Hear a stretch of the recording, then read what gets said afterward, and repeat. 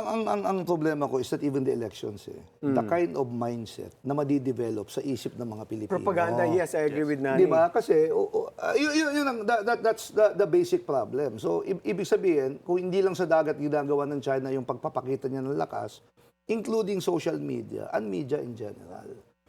In fact, even in international conferences, pinapamukha niya talaga.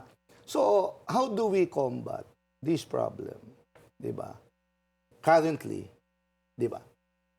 To address a possible negative mindset of some Filipinos against the government. I agree with that. I just Yun. want to add a context lang there also. Very recently, there was a hearing also on Filipino vloggers being sent to China and undergoing a seminar. So I don't know if there's any relation to that.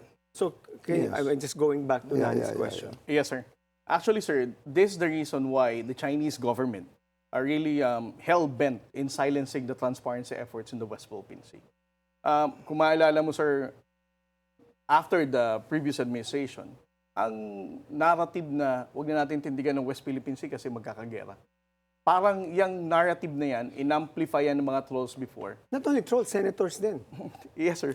But that's why when President Marcos delivered his commitment of, not surrendering a square inch of our territory to any foreign power, parang mga Pilipino, parang, ano bang gusto ng bagong presidente na to?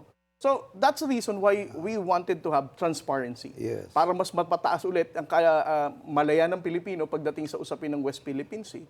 And also to reach out to the international community na ganitong pambababoy ng China sa ating bakuran, sa ating exclusive economic zone.